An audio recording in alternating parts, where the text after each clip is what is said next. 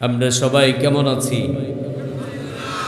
মুমিন তো কখনো মাথা নত করে না, চাই শুধু জান্নাত আল্লাহর কাছে। মুমিন তো কখনো মাথা নত করে না, চাই শুধু জান্নাত রবের কাছে। সুবহানাল্লাহ। মুমিন কারো কাছে মাথা নত করে না, মুমিন একজনের কাছে মাথা নত করে, তিনি কে?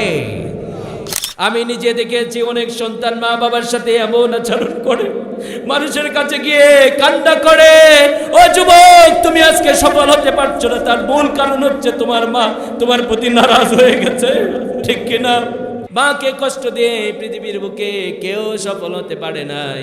ওই যে আলকামা রাদিয়াল্লাহু তাআলা অসুস্থ হয়ে গেছে, বারবার কালেমা তালকিন দেয়া হয়, কিছুতেই কালেমা পড়তে পারে না। সাহাবায়ে কেরাম বারবার কালেমা তালকিন দেয়, কিছুতেই কালেমা পড়তে পারে না।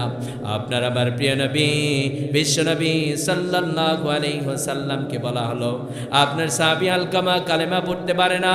বিশ্বনবী সাল্লাল্লাহু আলাইহি ওয়াসাল্লাম বললেন, আমার সাহাবী আলকামা কেন কালেমা পড়তে পারে না?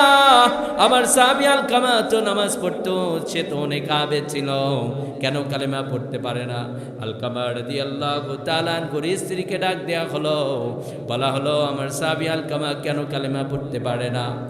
আলকামা রাদিয়াল্লাহু তাআলা আনহুর স্ত্রী বলছে, আমার স্বামী তো অনেক আবেদ ছিল, অনেক কোরআন পড়তো, অনেক ভালো মানুষ ছিল, কেন যেন কোরআন পড়তে, কেন যেন কালেমা পড়তে পারছে না। আলকামা রাদিয়াল্লাহু তাআলা আনহুর মাকে ডাক দেয়া হলো, তাকে জিজ্ঞেস করা হলো, আপনার সন্তান কেমন ছিল, আপনার ছেলে কেমন ছিল? আলকামা রাদিয়াল্লাহু তাআলা আনহুর মা বলছে, আপনার সাহাবী আলকামা অনেক আবেদ ছিল, অনেক নামাজ পড়তো, অনেক ভালো মানুষ ছিল। বিশ্বনবী সাল্লাল্লাহু আলাইহি ওয়াসাল্লাম বলছে, তাহলে আমার সাহাবী আলকামা কেন কালেমা পড়তে পারে না?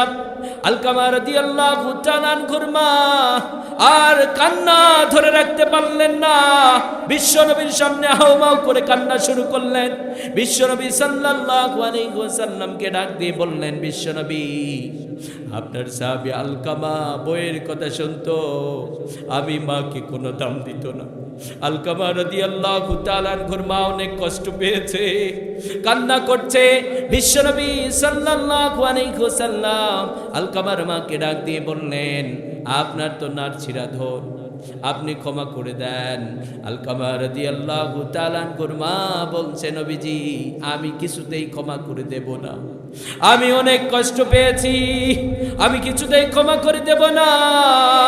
বিশ্বনবী সাল্লাল্লাহু আলাইহি ওয়াসাল্লাম সাহাবায়ে কেরামদেরকে বললেন, ও আমার সাহাবারা, কিছু লাকড়ি এক জায়গায় করো, আগুন জ্বালাও, আলকামাকে আগুনের মধ্যে পুড়িয়ে দেব। এই কথা শোনার পরে আলকামা রাদিয়াল্লাহু তাআলা আনহুর মা সহ্য করতে পারলেন না, বিশ্বনবী সাল্লাল্লাহু আলাইহি ওয়াসাল্লামকে ডাক দিয়ে বললেন, নবীজি, আমার নার চিরাধন, এই আলকামাকে আপনি আগুনের মধ্যে পোড়াবেন। এই আলকামা তো আমার কলিজার মধ্যে লাথি দিয়ে দুনিয়ার বুকে এসেছে। যুবক ভাই, আমরা যারা আছি, মেডিকেল বিজ্ঞান বলে আমরা সবাই মায়ের কলিজার মধ্যে লাথি দিয়ে দুনিয়ার বুকে এসেছি, কথা বলেন ঠিক কিনা? الذين ينفقون في السراء والضراء والكاظمين الغيظ والعافين عن الناس والله يحب المحسنين إن الله وملائكته يصلون على النبي يا أيها الذين آمنوا صلوا عليه وسلموا تسليما। আমরা সবাই বিশ্বনবীর মহব্বতে কণ্ঠের আওয়াজগুলো ছেড়ে দিই, প্রাণ ভরে সবাই দরুদ পড়ছি। আল্লাহুম্মা সাল্লি আলা মুহাম্মাদ ওয়া আলা আলি মুহাম্মাদ কামা সাল্লাইতা আলা ইব্রাহিম وعلى آل إبراهيم إنك حميد مجيد اللهم بارك على محمد وعلى آل محمد كما باركت على إبراهيم وعلى آل إبراهيم إنك حميد مجيد أمر যখন ফুরাবে দিন সেদিন আমার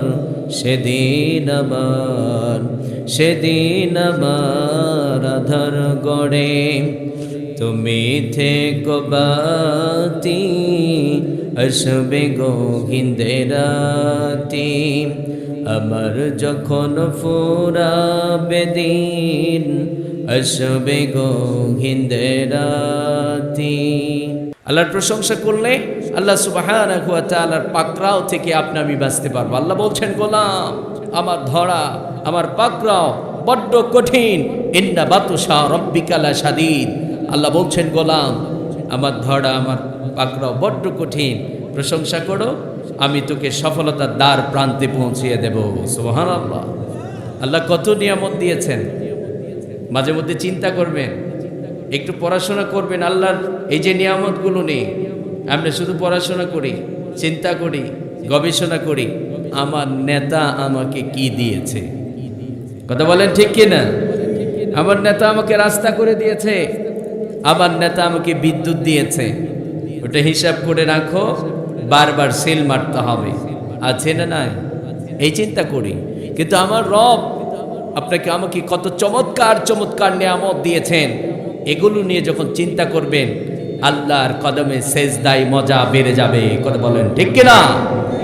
এই জন্য রব্বুল আলামিন বলছেন গোলাম ওয়া ইন তাউদ্দু নি'মাতাল্লাহি লা তুহসুহা।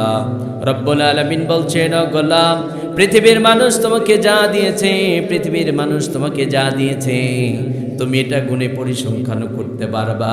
তোমার বাবা তোমাকে যা দিয়েছে গুণে শেষ করতে পারবা।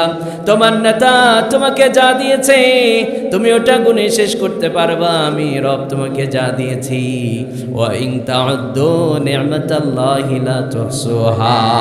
আল্লাহ বলছেন গোলাম আমি যা দিয়েছি এটা গুণে কেউ শেষ করতে পারবে না। সুবহানাল্লাহ। আল্লাহ ছোট্ট একটি জিহ্বা দিয়েছেন,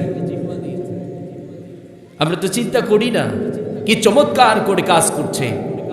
মেডিকেল বিজ্ঞানের তত্ত্ব হচ্ছে আল্লাহ সুবহানাহু ওয়া তাআলা আপনাকে আমাকে ছোট্ট একটি জিহ্বা দিয়েছেন। এই জিহ্বাটি কত চমৎকার একটা নিয়ামত। একটা টাইমে একটা প্লেটে ৭,৫০০ রকমের খাবার আপনি আমি খেয়ে ফেলবো। প্রতিটা খাবারের আলাদা আলাদা স্বাদ আপনি আমি পেয়ে যাব। সুবহানাল্লাহ। এটা অবাক করার মতো বিষয় না যে একটা প্লেটে গরুর গোশত খেয়ে ফেললাম। শ্বশুর বাড়িতে গিয়েছি, শাশুড়ি মজা করে রান্না করে গরুর গোশত দিয়েছে, খাসির গোশত দিয়েছে, মুরগের রানটা দিয়েছে। একটা প্লেটে একটা জিহ্বা দিয়ে গরুর গোশত খাইলাম আলাদা স্বাদ, খাসির গোশত খাইলাম আলাদা স্বাদ, মুরগের রানটা।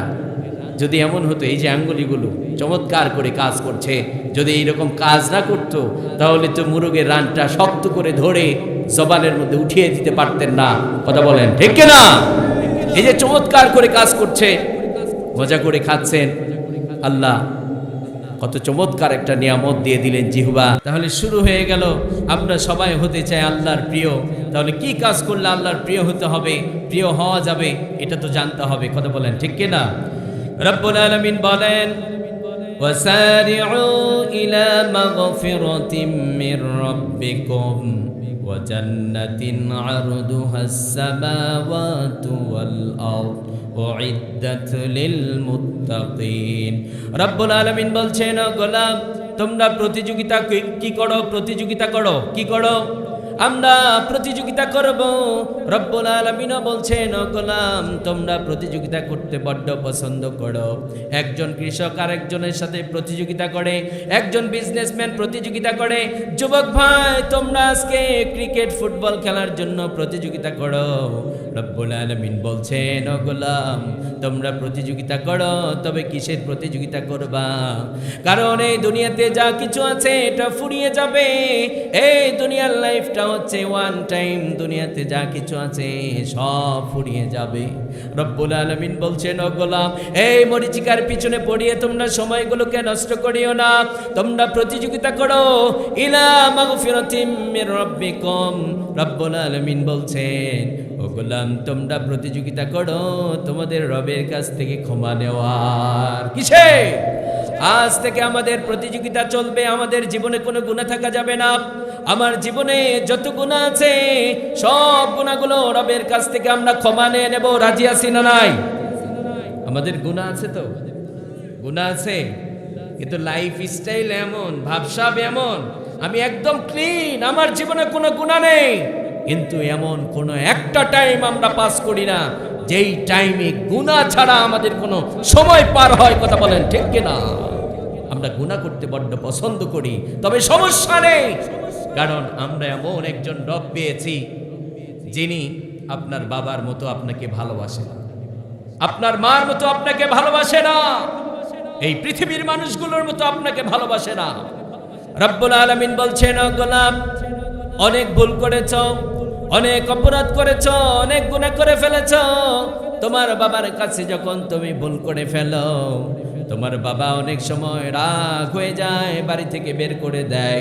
রব্বুল আলামিন বলছেন, ও গোলাম, তোমার বাবার মতো তোমাকে আমি ভালোবাসি না, তোমার মার মতো তোমাকে আমি ভালোবাসি না। তোমাকে কেমন ভালোবাসি, তুমি যদি পাহাড় পরিমাণ গুনাহ করে ফেলো, তোর জীবনের সমস্ত গুনাহগুলো আমি মাফ করে দেব। ইয়া আইয়ুহাল্লাযীনা আমানু তুবু ইলাল্লাহি তাওবাতান নাসুহা। রব্বুল আলামিন বলছেন, ওহে বিশ্বাসীরা, তোমরা যারা নিজের নফসের উপর অনেক জুলুম করেছো, অত্যাচার করেছো, তাওবা করো। তাওবার মতো যখন তাওবা হয়ে যাবে, তোমাদের জীবনের সমস্ত গুনাহগুলো আমি মাফ করে দেব। সুবহানাল্লাহ। তাহলে জীবনে কোনো গুনাহ থাকা যাবে না। সাহাবায়ে কেরামদের জীবনে কোনো গুনাহ ছিল? গুনাহ হয়েছে, কিন্তু গুনাহ নিয়ে একজন সাহাবীও কবরে যান নাই। কথা বলেন ঠিক কিনা? কিন্তু আজ দুনিয়া পাওয়ার জন্য প্রতিযোগিতা করছে। অনেকে প্রবাসী চলে যায়, টাকা লাগবে, অনেক টাকা লাগবে, আমার অট্টালিকা লাগবে। কিন্তু এই পৃথিবীর মানুষগুলো বড়ই স্বার্থপর, কারণ যেই স্ত্রীর জন্য, যেই সন্তানদের জন্য, যেই ফ্যামিলির মানুষগুলোকে খুশি বানাতে গিয়ে মা বাবার ভালোবাসাকে লাথি মেরে প্রবাস জীবন কাটিয়েছেন, দেশে সুন্দর গাড়ি হয়েছে, বাড়ি হয়েছে, আপনি যখন বাড়িতে চলে আসলেন, সুন্দর বাড়িতে বসবাস করছেন, একদিন হুট করে আপনার মরণ হয়ে গেল। মরণ হবে কি হবে না? মরণ আসবে কি আসবে না? বিশেষ করে যুবক ভাই আপনাদেরকে বলছি, ভেবে নেবেন না দুনিয়ার লাইফটাই মনে হয় শেষ। নো, এই পৃথিবী কাউরে থাকতে দেয় না। কুল্লু নাফসিন যায়িকাতুল মাউত। এসেছি, যেতেই হবে, জানি যেতেই হবে। কখন, কবে, কোথায়, কিভাবে মরণ হবে কেউ বলতে পারে না। কথা বলেন ঠিক কিনা? নিশ্চিত যেতেই হবে। কথা বলেন ঠিক কিনা? মরণ আসবেই, মরণ আসবেই, মরণ আপনাকে ধাওয়া করবে, মরণ থেকে পালানোর কোনো রাস্তা নেই। কথা বলেন ঠিক কিনা? আপনি যখন মরে গেলেন, কার জন্য হালাল হারামের তবিজ না করে টাকা কামিয়েছেন? আপনি যখন মরে গেলেন, কনকনে শীতের মধ্যে শীতকে নিবারণ করবার জন্য গায়ে চমৎকার একটা কম্বল জড়িয়েছেন। আপনার যখন মরণ হয়ে গেল, আপনার পার্শ্বে শুয়ে থাকা আপনার আদরের স্ত্রী যখন নিশ্চিত হবে আপনি মরে গেছেন, ও আপনাকে ভয় পায়। কথা বলেন ঠিক কিনা? একটু কথা বলতে হবে। স্ত্রী আপনাকে ভয় পাবে। আপনার গায়ের চাদরটা ধরে আপনার গায়ের চাদরটিকে টান দিয়ে খুলে নেওয়া হবে। এই পৃথিবীর মানুষগুলো বড্ডই স্বার্থপর। আপনার গায়ে 20 টাকার একটা স্যান্ডেল গঞ্জি ছিল, সেটাও খুলে নেওয়া হবে। আপনাকে টান দিয়ে ঘর থেকে বের করা হবে। শিশির পড়ছে, বড্ড শীত, আপনি শীতের মধ্যে বাহিরে থাকতে পারতেন না। আপনার নিথর দেহটা আপনার বাড়ির আঙিনার মধ্যে পড়ে আছে, আপনার স্ত্রী আপনাকে ভয় পায়। কথা বলেন ঠিক কিনা? এই দুনিয়া অর্জন করতে গিয়ে গুনার মধ্যে সাইলাব, গুনাহ করছেন। আল্লাহ বলছেন গোলাম এগুলো সবই ধোঁকা, এগুলো সব ধোঁকা। এই দুনিয়া তোমাকে আমার কাছ থেকে দূরে সরিয়ে নিতে চায়। আল্লাহ বলছেন গোলাম তোমরা প্রতিযোগিতা করো আমার কাছ থেকে গুনাহ ক্ষমা করে নেওয়া। আমরা সবাই আজ থেকে প্রতিযোগিতা করব আমাদের জীবনে যেন কোনো গুনাহ না থাকে। পারবো? সবাই পারবো? যুবক ভাই যারা আছেন অনেক গুনাহ করে ফেলেছেন, অবৈধ প্রেম প্রীতির সাথে জড়িয়ে গেছেন। আজকে আমাদের দেশের অবস্থা এমন হয়ে গেল, বাল্য বিবাহের নাম দিয়ে আইন করা হয়েছে, বিবাহকে কঠিন করা হয়েছে। কথা বলেন ঠিক কিনা? আপনি একজন পুরুষ অপর মেয়ের সাথে আপনি দিদার চেয়ে প্রেম প্রীতি করছেন, পুলিশ প্রশাসন দেখে আপনাকে শেল্টারও দেয়। কথা বলেন আছে না নাই? প্রেম প্রীতি চলছে, আইন নেই, কানুন নেই, কিচ্ছু নেই, এটা কারো চোখে বাঁধে না, কিন্তু বিবাহকে কঠিন করা হয়েছে। কথা বলেন ঠিক কিনা? যে এলাকায় যেই দেশে বিয়েকে কঠিন করা হয় ওই দেশে জেনা সহজ হয়ে যায়। কথা বলেন ঠিক কিনা? কারণ যখন বিয়েকে কঠিন করা হবে দেখবেন 500 টাকা হইলে একটা মেয়ে পাওয়া যায়। যায় কি যায় না? যেই দেশে জেনার কারবার বাড়ে সেই দেশে মাদক কারবারি বাড়বে, যেই দেশে মাদক বাড়বে সেই দেশে গান বাজনা বাড়তে থাকবে, সেই দেশে জেনার মতো গুনাহ বাড়তে থাকবে। কথা বলেন ঠিক কিনা? আর এগুলো তো সবই আমাদের জন্য ভালো, তাই না? সব ভালো না? দেখছেন না যেটাই সেটাই ধর্ষণ হচ্ছে, আজ মানব সম্পদ হুমকির মুখে দাঁড়িয়ে আছে। কথা বলেন ঠিক কিনা? এই জন্য যুবক ভাইদেরকে বলছি অবৈধ প্রেম প্রীতি আছে আজকেই বাদ দিতে হবে। বলবেন আমার রবকে আমি ভয় করি, ইন্নী আখাফুল্লাহ। একটা মেয়ে আপনাকে অন্ধকারে আপনাকে বলছে আসো আমার সাথে জেনা করে নাও, আপনি বলবেন ইন্নী আখাফুল্লাহ, আমি আমার রবকে ভয় করি। ওই যে জালেম কিফিলের মতো আপনি ভয় করবেন। একজন বোন ক্ষুধার্ত, খাবার পায় না, জালেম কিফিল তাকে বলছে আমাকে কিছু টাকা দিয়ে দাও, আমি কয়েকদিন যাবত কিছু খেতে পারছি না, কিছু টাকা আমাকে ধার দাও, আমি কয়েকদিন পরে পরিশোধ করে দেব। কিফিল বলছে টাকা দেব, শর্ত হচ্ছে তুমি আমার সাথে থাকবা, আমার সাথে জেনায় লিপ্ত হতে হবে। মেয়েটি কি করবে? নিরুপায়, টাকার জন্য রাজি হয়ে গেছে। কিফিল বলছে আমি তোমাকে টাকা দিতে রাজি আছি, তোমাকে তারিখ দিয়ে দেব, অমুক দিন তুমি আমার কাছে চলে আসবা, টাকা দিতে হবে না। মেয়েটি তার শর্তে রাজি হয়ে গেছে, জেনা করার জন্য রাজি হয়ে গেছে, টাকা দিয়ে দিয়েছে। ওই যেই তারিখ দিয়েছিল ওই তারিখে এই মেয়েটি কিফিলের বাসায় প্রবেশ করেছে। কিফিল জেনা করবে, জান্না লাগিয়ে দিয়েছে, দরজা বন্ধ করে দিয়েছে। কিফিল জেনা করবে, মেয়েটিকে বিবস্ত্র করে ফেলেছে। কিফিল তাকিয়ে দেখে মেয়েটির চেহারায় দর দর করে অশ্রু ঝরছে, কান্না করছে। কিফিল বলছে আমি তো তোমাকে জোর করি নাই, তোমাকে জোরপূর্বক আমার বাসাতে আনি নাই, তুমি কেন কান্না করছো, তুমি কেন আহাজারি করছো? মেয়েটি বলছে আমি অনেক কষ্ট সহ্য করেছি, কিন্তু আমার এই দেহের মধ্যে জেনার দাগ লাগাই নাই, কোনোদিন আমি জেনা করি নাই, কোনোদিন জেনার কাজে পা বাড়াই নাই। আজকে যখন জেনা করে ফেলবো আমার মরণ হয়ে যাবে, কিয়ামতের ময়দানে জেনাকারের কাতারে আমাকে দাঁড়াতে হবে, রবের সামনে এই চেহারা আমি কেমনে দেখাবো? মেয়েটি কান্না করছে। কিফিল ওই মেয়েটির কান্না দেখে তার বিবেক ঘুরে গেল। কিফিল তাকে ডাক দিয়ে বলছে তুমি যে রবকে ভয় করছো সেই রব তো আমাকে সৃষ্টি করেছে, যাও তুমি চলে যাও, আমাকে টাকা দিতে হবে না, আমি তো তোমাকে ছেড়ে দিলাম, তুমি চলে যাও, আমি জেনা করব না। আপনারা দেখুন এই যে রবকে ভয় করেছে, জেনার কাছ থেকে নিজেকে বাঁচিয়ে নিয়েছে, মেয়েটি চলে গেল। ওই রাত্রিতে কিফিলের মরণ হয়ে গেল। সবাই বলছে জালেম মরছে, ভালো হয়েছে। জালেম মরলে ভালো হয় না? জালেম জীবিত থাকার চেয়ে মরে যাওয়া ভালো, জালেম জাগ্রত থাকার চেয়ে ঘুমানো ভালো, জালেম ঘুমানোর চাইতে মরে যাওয়া ভালো। কথা বলেন ঠিক কিনা? কারণ ও যখন জাগ্রত থাকে মানুষকে কষ্ট দেয়, মানুষ কষ্ট পায়। তো জালেম মরছে, এলাকার মানুষ সবাই বলছে কিফিল মরছে, ভালোই হয়েছে, আমরা শান্তি পাবো। আল্লাহর কুদরতি লেখা ভেসে উঠছে কদ গফারাল্লাহু লিল কিফিল, আল্লাহ বলছেন আমি কিফিলকে মাফ করে দিয়েছি। সুবহানাল্লাহ। আমাদের জীবনেও এইরকম ঘটনা থাকতে পারে কি পারে না? নিয়মিত জেনা করেন, কেউ দেখে না, দেখেন কে? আপনার পাপগুলো দেখেন কে? পৃথিবী না জানুক আমি তো জানি, আমি কি পাপ করেছি হায়। পৃথিবী না জানুক আমি তো জানি, আমি কি পাপ করেছি হায়। আমার পাপের করলে বিচার, বাঁচার আমার নাই উপায়। দয়াময় প্রভু মাফ করো আমায়, মাফ করো আমায়। সবাই পড়েন আমিন।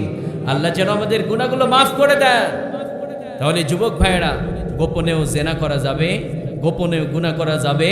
আজ থেকে আমাদের টার্গেট হচ্ছে আমাদের জীবনে কোনো গুনাহ থাকবে না, আমরা আল্লাহর কাছ থেকে ক্ষমা নিয়ে নেব। আল্লাহ কবুল করুন, আমিন পড়েন। দ্বিতীয় নাম্বার, রব্বুল আলামিন বলছেন ওয়া জান্নাতিন আরদুহাস সামাওয়াতু ওয়াল আরদ। রব্বুল আলামিন বলছেন ও গোলাম, দ্বিতীয় নম্বরে তোমরা প্রতিযোগিতা করো, জান্নাত পাওয়ার প্রতিযোগিতা করতে হবে। আমরা সবাই জান্নাত চাই কি চাই না? রব্বুল আলামিন বলছেন ও গোলাম, মরণের পরে আখিরাতে যাকে আমি জান্নাত দিয়ে দেব, তার চাইতে বড় সফলতা আর কেউ অর্জন করতে পারবে? কিয়ামতের ময়দানে বড় সফলতা সেই নিয়ে যাবে যে জাহান্নাম থেকে মুক্তি পেয়ে গেল, জান্নাতের মধ্যে প্রবেশ করলো। বড় সফলতা সেই নিয়ে গেল। সুবহানাল্লাহ। সেই জান্নাত আমরা পেতে চাই কি চাই না? সেই জান্নাত কেমনি পাওয়া যাবে? রব্বুল আলামিন আবার অন্যত্র জায়গায় বলছেন ও গোলাম, তোমরা জান্নাত চাও নাকি? আমরাও বললাম রব্বুল আলামিন আমরা জান্নাত চাই। আমরা কোন জান্নাত চাই আমরা বলি নাই। রব্বুল আলামিন বলছেন ও গোলাম, তোমরা তো জান্নাত চেয়েছো, কোন জান্নাত চেয়েছো সেটা তোমরা উল্লেখ করো নাই। আমি তোমাদেরকে জান্নাত দেব। কোন জান্নাত দেব তোমরা জানো নাকি? সব চাইতে হায়ার ক্লাসের জান্নাত, জান্নাতুল ফেরদাউস আমি তোমাদেরকে দিয়ে দেব। সুবহানাল্লাহ। আল্লাহ হাবিব সাল্লাল্লাহু আলাইহি ওয়াসাল্লাম আপনাকে আমাকে শিখিয়েছেন। আল্লাহ হাবিব সাল্লাল্লাহু আলাইহি ওয়াসাল্লাম বলছেন, ও আমার উম্মতেরা, তোমরা জান্নাত চাও, আল্লাহর কাছে হাত উঠাও, কান্নাকাটি করো, আল্লাহকে বলো আল্লাহ আমাকে জান্নাত দেন, জাহান্নাম থেকে মুক্তি দিয়ে দেন। তবে ভুল করে ছোট জান্নাতটা চেয়েও না। তোমরা চেয়েছো, আল্লাহ যদি কবুল করে ফেলে ছোট জান্নাত পেয়ে যাবা। আল্লাহ হাবিব সাল্লাল্লাহু আলাইহি ওয়াসাল্লাম শিখিয়েছেন, তোমরা জান্নাতুল ফেরদাউস আল্লাহর কাছ থেকে চেয়ে নিও। সুবহানাল্লাহ।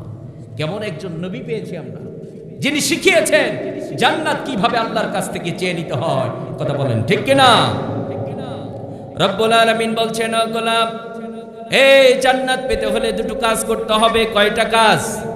দুটো কাজ করতে হবে। ইন্নাল্লাযীনা আমানু ওয়া আমিলুস সালিহাতি কানাত লাহুম জান্নাতুল ফিরদাউসি নুজুলা। রব্বুল আলামিন বলছেন, আমি তাদেরকে জান্নাত দেব, জান্নাতুল ফেরদাউস দেব, যারা দুটো কাজ করবে। কয়টি কাজ? এক নাম্বার, যারা ঈমান আনবে। কার প্রতি? আমরা সবাই ঈমানদার তো, আমরা সবাই ঈমানদার দাবি করি। যুবকদেরকে যদি বলা হয়, যুবক কেমনে ঈমান এনেছো বলো, যুবক বলবে আমার দাদা ছিল ঈমানদার, আমার বাবা ছিল ঈমানদার, সেই সূত্র ধরে ঈমানদার। আপনারা বলুন, এইভাবে কি ঈমানদার হওয়া যাবে নাকি? রব্বুল আলামিন বলছেন, ও গোলাম তোমরা তো ঈমানদার দাবি করছো, কার মতো ঈমান আনবা? আমি রব বলে দিলাম, ওয়া ইযা কিলা লাকুম আমিনু কামা আমানান নাস। রব্বুল আলামিন বলছেন, ওই সমস্ত মানুষদের মতো তোমরা ঈমান আনো। ওই সমস্ত মানুষ হচ্ছে সাহাবায়ে কেরাম। সাহাবায়ে কেরামরা যেইভাবে ঈমান এনেছে, তোমরা ওইভাবে ঈমান আনো। সাহাবীদের মতো ঈমান আনার দরকার আছে না নাই? কারণ সাহাবীদের ঈমান এমন ছিল, বাতিল শক্তি অগ্নিকুণ্ডের মধ্যে নিক্ষেপ করেছে। বাতিল শক্তির কাছে সত্যিকারের ঈমানদারের ঈমান মাথা নত করে না। কথা বলেন ঠিক কিনা? মুমিন তো কখনো মাথা নত করে না, চাই শুধু জান্নাত আল্লাহর কাছে। মুমিন তো কখনো মাথা নত করে না, চাই শুধু জান্নাত রবের কাছে। সুবহানাল্লাহ। মুমিন কারো কাছে মাথা নত করে না, মুমিন একজনের কাছে মাথা নত করে। তিনি কে? কিন্তু আমরা সন্তানের জন্য মাজারেও যাই। কিছু কিছু দম্পতি আছে নতুন বিয়ে করেছে, আল্লাহ সন্তান দিতে চান, নেয় না। আল্লাহ দেন, নেয় না। সে নিতে চায়, আল্লাহ আর একটু কথা বলেন না, এটা তো একটা ক্লাসের মতো, একটু বলবো আমার সাথে একটু কথা বলবেন। আমরাই তো, তাই না? আল্লাহ দিতে চান, সে নেয় না। সে যখন নিতে চায়, আল্লাহ বলছেন এটা ক্লোজ করেছি, আমি এখন দেব না। তখন কি করে? আমাদের কিছু ভাবি আছে, বলে মাজারে যাও, মস্তানে যাও, খাসি নিয়ে যাও। আপনারা বলুন, মস্তানে কি সন্তান পাওয়া যায়? বরং ঈমান নিয়ে যায়, মুশরিক হয়ে বাড়িতে ফেরে। আর যে মুশরিক হয়ে গেল, তার ঈমান আমল সব কিছু বাতিল করেন একজন, তিনি কে? শিরিক করা যাবে? শিরিক করলে ঈমান নষ্ট হয়ে যাবে, আপনি জান্নাতে যেতে পারবেন না। কথা বলেন ঠিক কিনা? এই জন্য আমাদের বোনদেরকে বলছি, আমি এমন একজন রব পেয়েছি, যার কাছে চাইলে তিনি ফিরিয়ে দিতে জানেন না। মানুষের কাছে চাইলে মানুষ রাগ করে, রাগান্বিত হয়, বিরক্ত হয়ে যায়, কিন্তু আপনার আমার রবের কাছে না চাইলে তিনি রাগ হন। কথা বলেন ঠিক কিনা? এই জন্য রবের কাছে চাইবেন। কারণ কখনো তো চিন্তা করি না আমরা, পৃথিবী ঘুমায়, পৃথিবীর রাষ্ট্রপ্রধানরা ঘুমায়, আপনার মা ঘুমায়, আপনার বাবা ঘুমায়, এই পৃথিবী ঘুমে বিভোর থাকে। আপনার আমার রব ঘুমায় না। আপনার আমার রব একদম নিকটতম আসমানে এসে বলতে থাকে, গোলাম কার কি প্রয়োজন বলতে থাকো, চাইতে থাকো, আমি রব দেওয়ার জন্য আমার ভান্ডারকে ওপেন করে দিয়েছি। সুবহানাল্লাহ। কিন্তু আমরা প্রেম করার জন্য সেই গভীর রজনীতে উঠতে পারি না। আল্লাহর প্রেমিক তো তারাই হয় যাদের কথাগুলো আল্লাহর সাথে সাথে কবুল করেন। তারা হচ্ছে তাহাজ্জুদের নামাজে পৃথিবী ঘুমায়, কিন্তু আল্লাহর পেয়ারা গোলাম নামাজে দাঁড়িয়ে কোরআনের তেলাওয়াত করতে থাকে। কথা বলেন ঠিক কিনা? তাহলে আমরা সবাই তাহাজ্জুদের অভ্যাস গড়ে তুলবো। রাজি আছি না নাই? কিন্তু আমাদের বোনদের সমস্যা হচ্ছে, বোন আছে দেখবেন, এই কিছু কিছু মানুষ আছে, বাদদানি মহিলারা আসে, হাত দেখায়, হাত দেখিয়ে নাকি সব বলে দিতে পারে। আছে না না এরকম? আপনারা বলুন, হাত দেখে কি বলে দিতে পারবে? যখন আমি ঈমান এনেছি, বলেছি ভাগ্যের ভালো মন্দ কার পক্ষ থেকে, হ্যাঁ, আগামীকাল কি খাবো কে জানে, বৃষ্টি কোথায় হবে কে জানে, মায়ের পেটে যে বাচ্চা আছে ছেলে হবে না মেয়ে হবে কে জানে। ও হাত দিকে সব বলে দেবে। তা আমরা তো হাত দেখাই। যখন হাত দেখতে আসবে, এক কাজ করবেন, কিচ্ছু বলবেন না, বাড়িতে যাবেন, সিরা স্যান্ডেল নেবেন। কি স্যান্ডেল? সিরা স্যান্ডেল নেবেন। নেওয়ার পরে যে হাত দিকে সব বলে দেয়, তার কানের নিচ বরাবর কয়েকটা লাগাই দেবেন। দেখবেন ও আচমকা লাফতে উঠে বলবে, কি ব্যাপার? অপরাধ তো নয়, মারতেছেন আমারে। আপনি বলবেন, তুমি না সব বলে দিতে পারো, তোমার কপালে যে সিরা স্যান্ডেলের বাড়ি আছে এটা বলতে পারো না তুমি? হ্যাঁ, তোমার কপালে যে সিরা স্যান্ডেলের বাড়ি আছে ওটাই তুমি বলতে পারো না, তুমি মানুষের হাত থেকে সব বলে দেবা। ঈমান চোর। কথা বলেন ঠিক কিনা? এইরকম ঈমান চোরদেরকে বাংলার জমিন থেকে বিতাড়িত করতে হবে। রাজি আছি না? বাংলার জমিনে এমনও ভণ্ড পীরদের আস্থানা আছে যেখানে ঈমান নষ্ট করা হয়, মানুষের ঈমান চুরি করে নিচ্ছে তারা। কথা বলেন ঠিক কিনা? এই জন্য আমাদের বোনদেরকে বলছি, সন্তান লাগবে, রব্বুল আলামিনকে বলবেন। আপনি কষ্টের মধ্যে আছেন, রব্বুল আলামিনকে বলবেন। কারণ এই পৃথিবীর বুকে একমাত্র ইসলাম তো আমাদের মায়েদের মর্যাদা দিয়েছে। মায়েদেরকে এত সুন্দর করে রব্বুল আলামিন তাদেরকে নির্বাচন করেছেন, তাদেরকে সুন্দর চেহারা দিয়ে, সুন্দর আকৃতি দিয়ে তাদেরকে সৃষ্টি করেছেন। সে রব বলছেন, ও মুসলিম নারীরা, তোমরা তোমাদের ইচ্ছা মতো চলতে পারবা না। তোমরা যখন তোমাদের প্রয়োজনে ঘর থেকে বের হবা, পর্দা করে নেবা। অর্ডারটা কার? আজকে আমাদের বোনেরা আল্লাহর অর্ডার মানতে চায় না। এই জন্য আমাদের বোনেরা কিন্তু নির্যাতনের শিকার, বেশি না কম? বেশি না কম? কারণ মাঝে মধ্যে আমি বলি, ওই যে মুচির কাছে যদি স্বর্ণ দিয়ে দেন, মুচি কি বুঝবে? মুচির কাছে কি স্বর্ণের কোনো দাম আছে? মুচি বলবে, এটা না দিয়ে বড় একটা পাথর বা কিছু একটা দাও, সেটাতে জুতা রেখে কিছু একটা করতে পারবো আমি। কথা বলেন ঠিক কিনা? ঠিক তেমনই মুসলিম নারীদের কি মান আর মর্যাদা ইসলাম দিয়েছে, এগুলো তারা বোঝে না।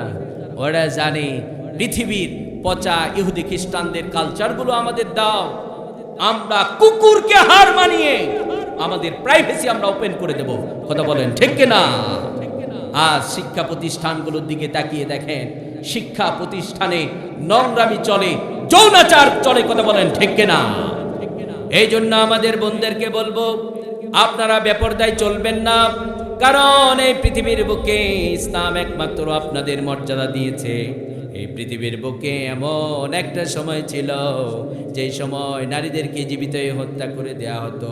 নিজের বাবা নিজের কন্যা সন্তানকে জীবিত মাটির নিচে দাফন করে দিত। একমাত্র ইসলাম আমাদের বোনদেরকে মৃত্যুর হাত থেকে বাঁচিয়ে দিয়েছেন। শুধু মৃত্যুর হাত থেকে বাঁচিয়ে দেয় নাই, একটা নারীকে ইসলাম 3 ভাবে মর্যাদা দিয়েছে। কয়ভাবে মর্যাদা দিয়েছে? ইসলাম আমাদের বোনদের 3 ভাবে মর্যাদা দিয়েছে। প্রথমেই কন্যা হিসাবে ইসলাম মর্যাদা দিয়েছে। বাবাকে বললেন, তোমার কন্যা সন্তান হয়েছে, তাকে লালন পালন করো, তাকে খাওয়াও, তাকে পড়াও, তাকে মোত্তাকি পরহেজগার বানাও। মোত্তাকি পরহেজগার একটা ছেলে দেখে বিয়ে দিয়ে দাও, জান্নাত দেবেন একজন। তিনি কে? আমরা তো খুব সুন্দর বলি, একটা মেয়ে একটা জান্নাত, 2টা মেয়ে 2টা জান্নাত। শর্ত আছে, শর্ত ছাড়া না। কথা বলেন ঠিক কিনা? কারণ আল্লাহ দিল মেয়ে নামক নিয়ামত, আপনি তাকে কোরআন পড়ালেন না, তাকে নামাজের শিক্ষা দিলেন না, তাকে পর্দার শিক্ষা দিলেন না, আপনি কোরআন থেকে দূরে রেখে আপনি শহরে রেখে তাকে পড়াশোনা করালেন। আবার যখন আপনার মেয়েকে বিয়ে দিচ্ছেন, মুরব্বীরা ভালো বলতে পারবে, আগে শুনতাম যখন আমাদের বোনদেরকে আমাদের প্রতিবেশী একজন বোন বা অপর কারো বিয়ে হয়, আগে শুনতাম যখন বিয়ে দিত তখন সৎ মানুষ খুঁজত। কি মানুষ? আপনারা কি ঘুমিয়ে গেছেন? ঘুমালে একটু বলেন, একটু কথা বলেন না কেন? আপনারা যদি জিমাতে থাকেন, আমার অবস্থা কিন্তু খারাপ। বুঝতে পেরেছেন তো? আমরা তো প্রতিদিনই প্রোগ্রাম করি, আলহামদুলিল্লাহ সুম্মা আলহামদুলিল্লাহ। আপনাদের দোয়া ভালোবাসা প্রতিদিন প্রোগ্রাম থাকে, এরকম মানুষের সামনে কথা বলার সুযোগ আল্লাহ করে দিয়েছেন, আলহামদুলিল্লাহ। তাহলে আপনারা একটু কথা বলেন, বুঝতে পেরেছেন তো? আল্লাহ কন্যা সন্তান দিয়েছেন, তাকে মোত্তাকি বানাতে হবে, মোত্তাকি একটা ছেলের হাতে উঠিয়ে দিতে হবে। কিন্তু আজকাল যখন দেখা যায় মেয়েকে বিয়ে দেবে, শুধু খুঁজতে থাকে।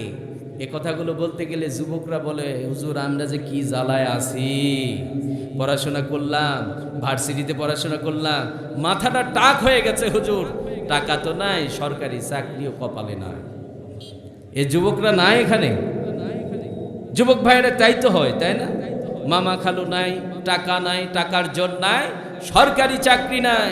যুবকরা এখন কেউ কেউ বলতে পারেন, হুজুর শুধু কি সরকারি চাকরি নাই, সুন্দর বউটাও তো আমার নাই। কথা বলেন ঠিক কিনা? এটা বাস্তবতা তো। মেয়েকে বিয়ে দেবে, সরকারি টাকা চুরি করে, নিচে উপরে সব দিক দিয়ে টাকা কামায়, ওই চোরকে চয়েস করে। কথা বলেন ঠিক কিনা? মোত্তাকি পরহেজগার ছেলের হাতে উঠায় দিতে চায় না।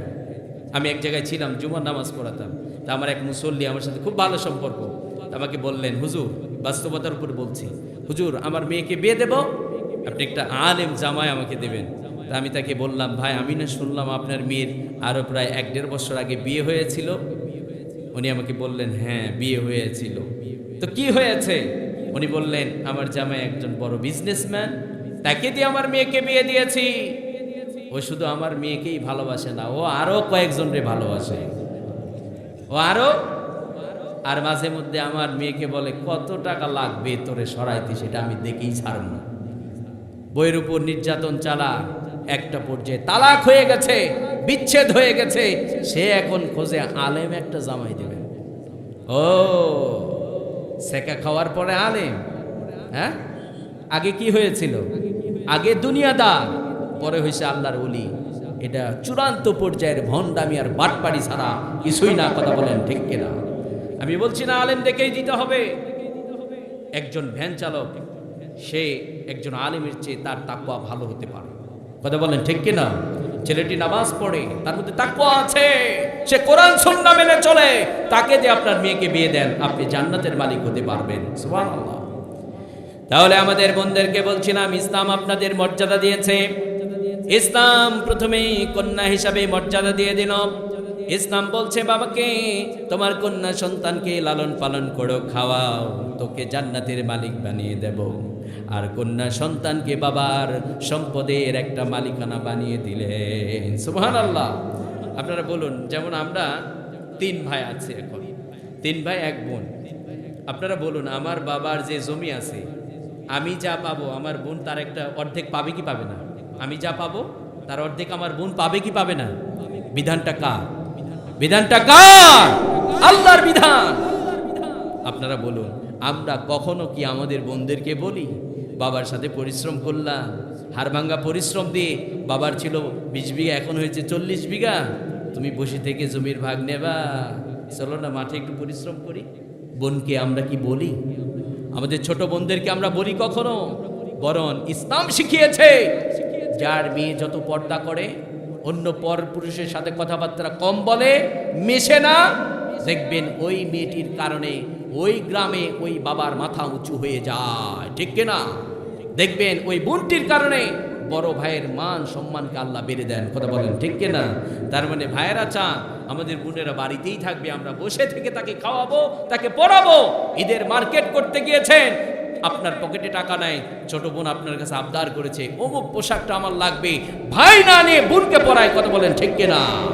তার মানে ইসলাম কন্যা হিসাবে মর্যাদা দিয়ে দিল, বলছে তোমার কোনো টেনশন নেই, বাবাই তোমাকে খাওয়াবে। শুধু তাই না, বাবার সম্পদের অর্ধেক মালিক তোমাকে বানিয়ে দিবে। সুবহানাল্লাহ। কন্যা হিসাবে মর্যাদা পেয়ে গেল।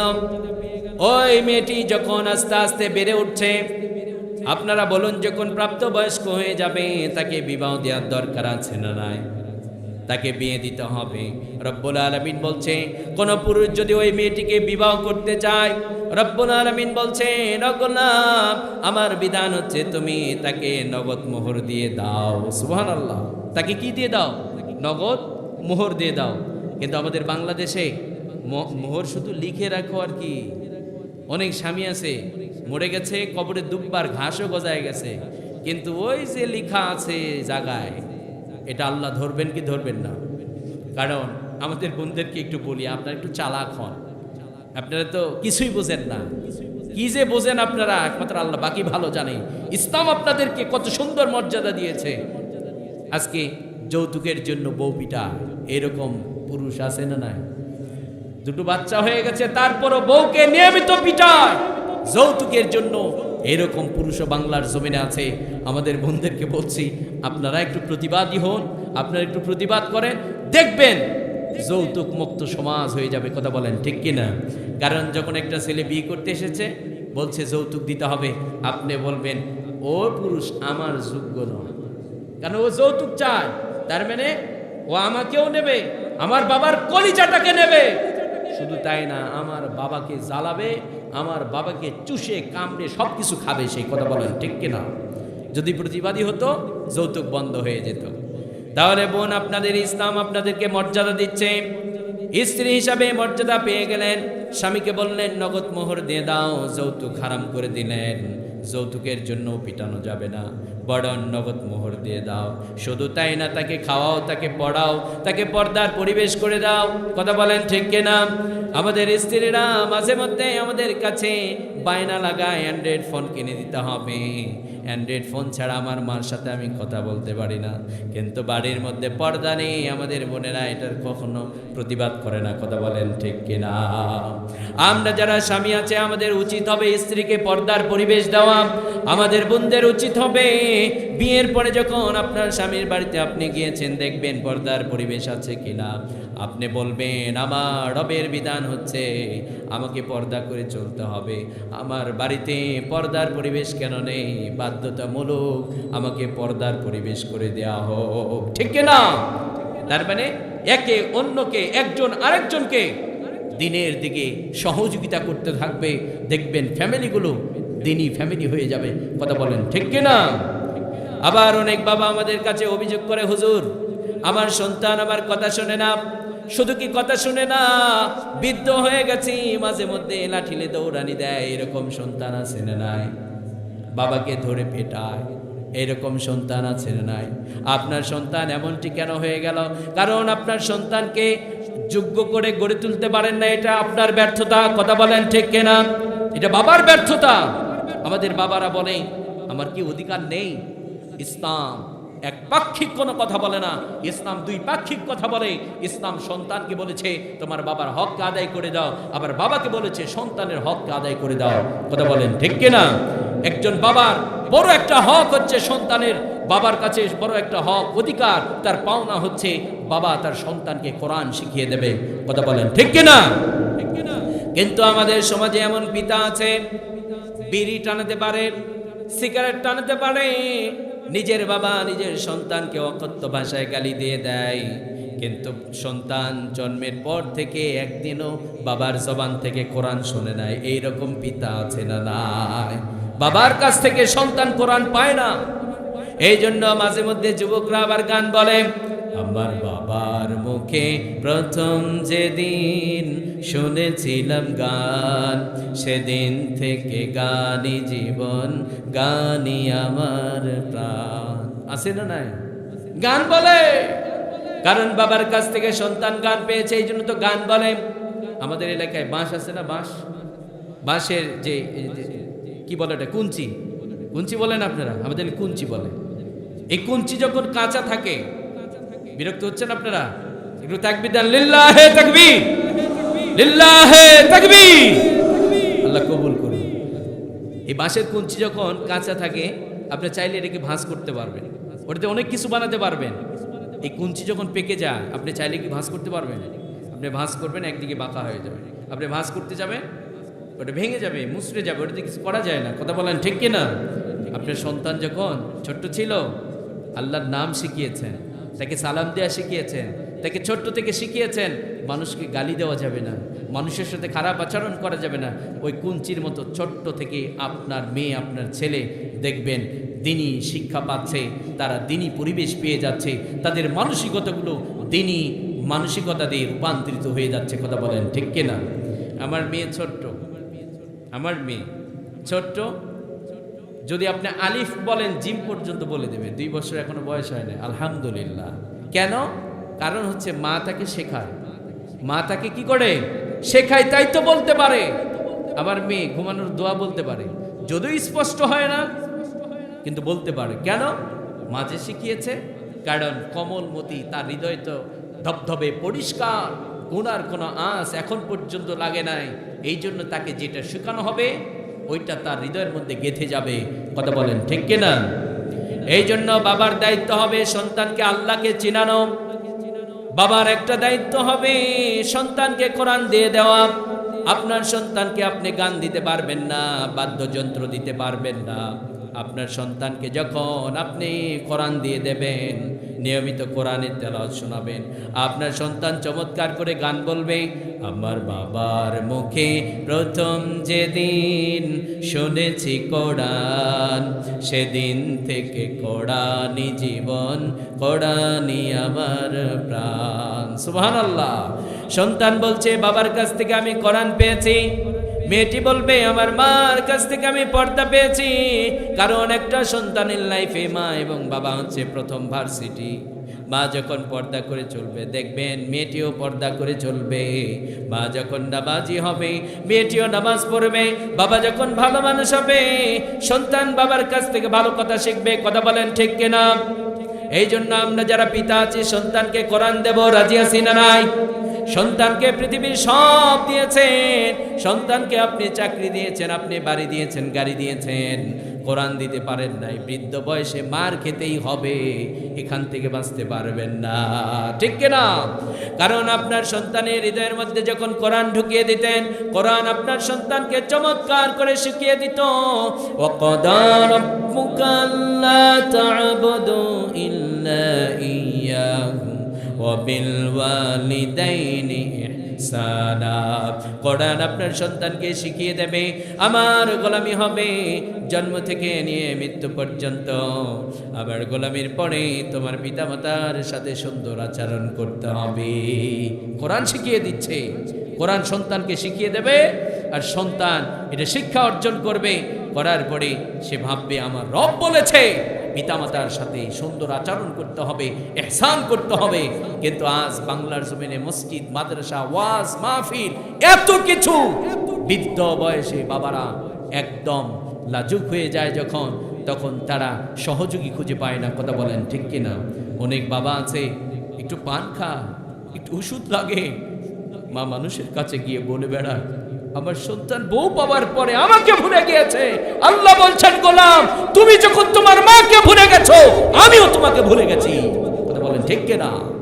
কারণ আপনার আমার প্রিয় নবী বিশ্ব নবী সাল্লাল্লাহু আলাইহি ওয়াসাল্লাম বলেছেন, ও আমার উম্মতেরা, তোমরা মাজারে মাজারে দৌড়াও জান্নাত পাওয়ার জন্য। জান্নাত কোথায় আছে তোমরা জানো নাকি? তোমার মায়ের পায়ের নিচে আমি জান্নাত রেখে দিয়েছি।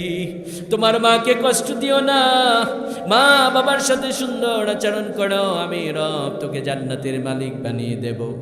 আবার বিশ্বনবী আবার বলছেন, ও আমার উম্মতেরা, তোমার মা বাবা যদি খুশি হয়ে যায় আমি রব তোমাদের প্রতি খুশি হয়ে যাব। সুবহানাল্লাহ। যুবক ভাই যারা আছেন, মা বাবার সাথে ভালো আচরণ করতে হবে, রাজি আছি না নাই? মা বাবার সাথে ঝিরকি দিয়ে কথা বলবেন না, কারণ এই দুটো মানুষ এই পৃথিবীর বুকে এমন ভালোবাসা আপনাকে আমাকে দিয়েছে। এই পৃথিবীতে সবাই আপনাকে স্বার্থের জন্য ভালোবাসে, কিন্তু একমাত্র আপনার মা আপনার বাবা স্বার্থের জন্য ভালোবাসে না। এই পৃথিবীর বুকে অনেক বাবা আছে নিজের নামটাও লিখতে পারে না, এমন বাবা আছে নিজের নামটা লিখতে পারে না। বাবা জানে এই সন্তানটি যখন বড় হয়ে যাবে এই সন্তান আমাকে খেদমত করবে না, তারপরেও বাবা মন চাই আমি মূর্খ হতে পারি, আমি নিজের নামটা লিখতে পারি না, আমার সন্তানকে আমি মূর্খ রাখতে পারবো না, আমার সন্তান আমারে দেখবে না, তারপরেও কোনো সমস্যা নেই।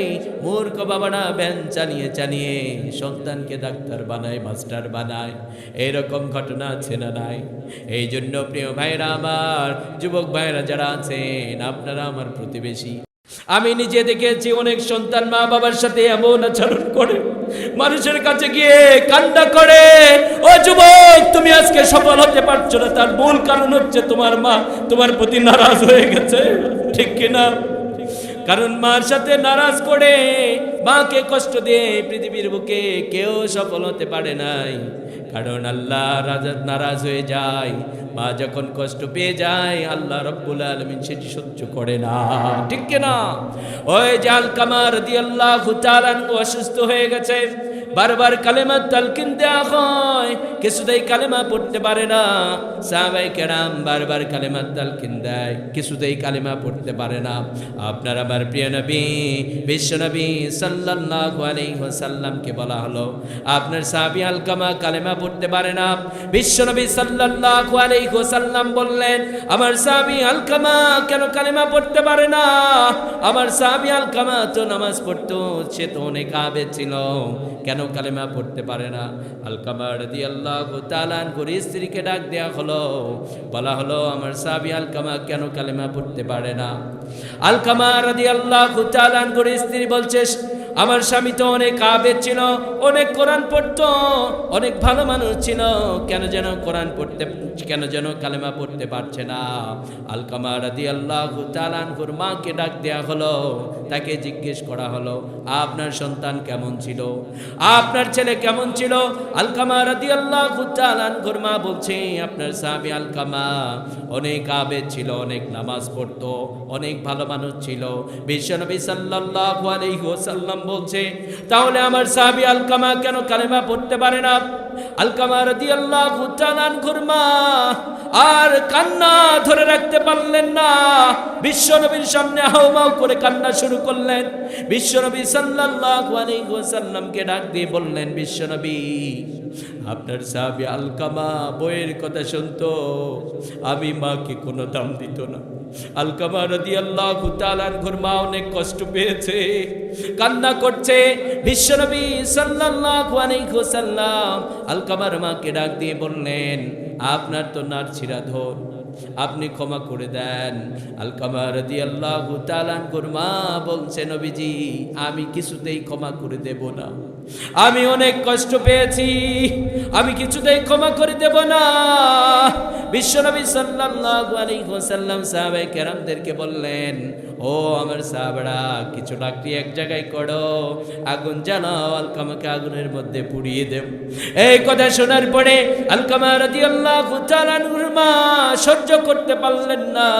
বিশ্বনবী সাল্লাল্লাহু আলাইহি ওয়াসাল্লামকে ডাক দিয়ে বললেন, নবীজি, আমার নার চিরাধন, এই আলকামাকে আপনি আগুনের মধ্যে পোড়াবেন। এই আলকামা তো আমার কলিজার মধ্যে লাথি দিয়ে দুনিয়ার বুকে এসেছে। যুবক ভাই, আমরা যারা আছি, মেডিকেল বিজ্ঞান বলে আমরা সবাই মায়ের কলিজার মধ্যে লাথি দিয়ে দুনিয়ার বুকে এসেছি। কথা বলেন ঠিক কিনা? এই পৃথিবীতে অনেক ঘটনা আছে। আমরা যখন পৃথিবীর বুকে আসব, মায়ের কলিজার মধ্যে অনেক সন্তান লাথি মেরেছে, মা জীবনের জন্য দুনিয়া থেকে বিদায় নিয়েছে, সন্তানকে এই সুন্দর পৃথিবী উপহার দিয়েছে। কথা বলেন ঠিক কিনা? অনেক সন্তান আছে মায়ের কলিজার মধ্যে লাথি দিয়েছে, সন্তান পৃথিবী পেয়েছে, মা দুনিয়া থেকে বিদায় নিয়েছে। এইরকম ঘটনা আছে না নাই?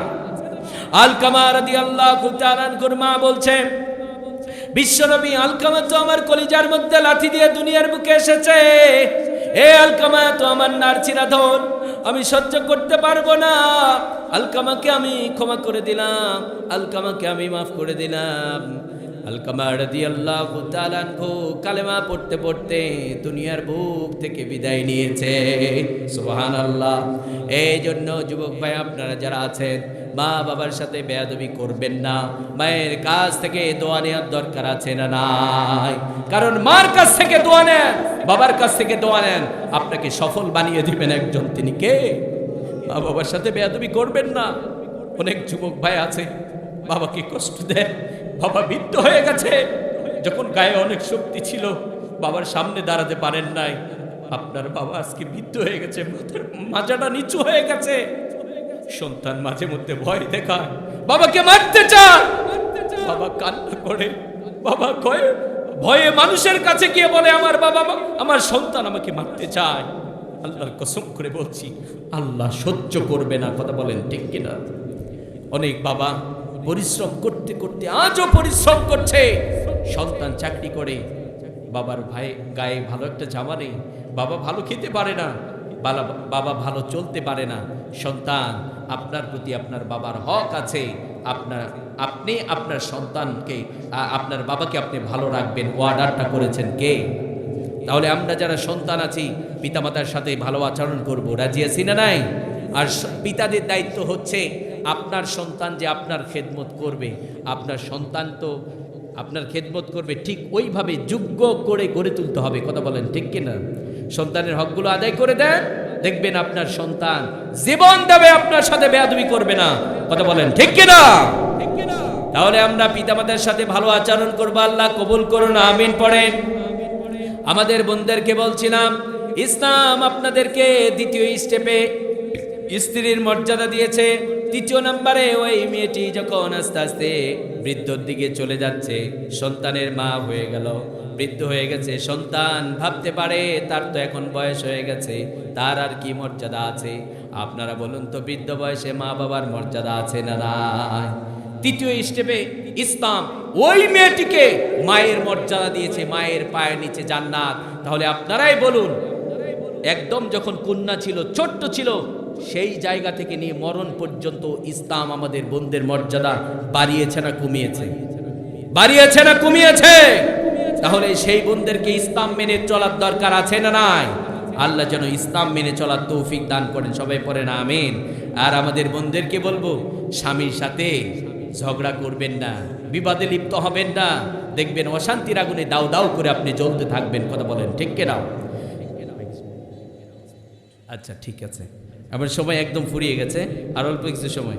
তাহলে আমি যে আয়াত কারিমা তেলাওয়াত করেছিলাম সেখানে একটু ফিরে যাই। রব্বুল আলামিন বললেন, দ্বিতীয় নম্বরে তোমরা জান্নাত পাওয়ার জন্য প্রতিযোগিতা করো। আমরা সবাই জান্নাত পাওয়ার জন্য প্রতিযোগিতা করব, রাজি আছি না নাই? আজ থেকে জান্নাত পাওয়ার জন্য আমরা নামাজ ধরবো, বোনেরা পর্দা ধরবে, রাজি আছে না নাই? আমরা যারা সিয়াম ডাকার অভ্যাস করেছি বেশি বেশি সিয়াম ডাকবেন, আল্লাহর কাছে প্রিয় হয়ে যাবেন, রব্বুল আলামিন আপনাকে জান্নাতের মালিক বানিয়ে দেবেন। কথা বলেন ঠিক কিনা? তারপরে রব্বুল আলামিন বলছেন ওই জান্নাতটা কত বড় তোমরা জানো নাকি? আরদুহাস সামাওয়াতু ওয়াল আরদ, ওই জান্নাতটা হচ্ছে আসমান এবং জমিন পর্যন্ত বিস্তৃত সুবিশাল জান্নাত আপনার আমার জন্য বানিয়ে রেখেছেন একজন, তিনি কে? উইদ্দাত লিল মুত্তাকিন। আর ওই জান্নাতে কেবলমাত্র মুত্তাকিরা যাবে। আমরা সবাই মুত্তাকি হতে চাই কি চাই না? আল্লাহ আগে বলেছেন গুনাহগুলো মাফ নেওয়ার জন্য, ক্ষমা নেওয়ার জন্য প্রতিযোগিতা করো, কারণ যে মুত্তাকি হবে তার জীবনে তো কোনো গুনাহ থাকা যাবে না। কথা বলেন ঠিক কিনা? তারপরে রব্বুল আলামিন বলছেন মুত্তাকি জান্নাতে যাবে, আর যারা মুত্তাকি হবে তাদের তিনটি বৈশিষ্ট্য থাকবে। কয়টি বৈশিষ্ট্য? তিনটি বৈশিষ্ট্য যাদের মধ্যে থাকবে রব্বুল আলামিন বলছেন তারাই তো মুত্তাকি হবে। এক নাম্বার বৈশিষ্ট্য রব্বুল আলামিন বলছেন আল্লাযীনা ইউনফিকুনা ফিস সাররাই ওয়াদ দাররাই ওয়াল কাযিমিনাল গায়যা ওয়াল আফিনা আনিন নাস। রব্বুল আলামিন বলছেন যারা মুত্তাকি হবে তাদের প্রথম নাম্বার বৈশিষ্ট্য থাকবে আল্লাযীনা ইউনফিকুনা ফিস সাররাই ওয়াদ দাররাই। রব্বুল আলামিন বলছে তারা সুখে এবং দুঃখে দান করে। আজ থেকে আমরা সুখে এবং দুঃখে দান করব, রাজি আছি না নাই? কিন্তু দানের কথা কইলেই তো আমরা দৌড় মারি। আমাদের মানসিকতা হচ্ছে আমরা মনে করি যে হুজুররা যে দানের কথা বলে এটা তো মসজিদের ইমাম সাহেবের কথা, কৃষ্ণপুর মাদ্রাসা থেকে যে কালেকশন করতে এসেছে ওটা হুজুরের কথা, ওটা তো আমার কথা না। কথা বলেন ঠিক কি না? এই জন্য আমরা মাঝে মধ্যে বলি হুজুরদের খায়া কাম নাই, শুধু ভিক্ষা আর ভিক্ষা। তাহলে আমি বলছিলাম যারা মুত্তাকি হবে তারা সুখে এবং দুঃখে দান করবে। আজ থেকে আমরা মাদ্রাসার হুজুরকে বলবো হুজুর আমাদের বাড়িতে ধান নেবার জন্য আসার দরকার নেই, আল্লাহই তো আমাকে সম্পদ দিয়েছেন। আবার সেই রব বলেছেন কুল ইন্না সলাতি ওয়া নুসুকি ওয়া মাহইয়ায়া ওয়া মামাতি লিল্লাহি রাব্বিল আলামিন। সেই রবই তো বলে দিয়েছেন তোমার নামাজ, তোমার কুরবানি, তোমার জীবন, তোমার মরণ সব কিছু আমার জন্য হতে হবে। আমার নামাজ যখন আমার রবের জন্য হয়েছে, হুজুরকে বলবেন হুজুর দানটাও আল্লাহর জন্যই করব আমি, আপনি আসবেন না, আমার ধান কাটা হয়েছে, ধান আমি মাথা করে মাদ্রাসায় দিয়ে আসবো।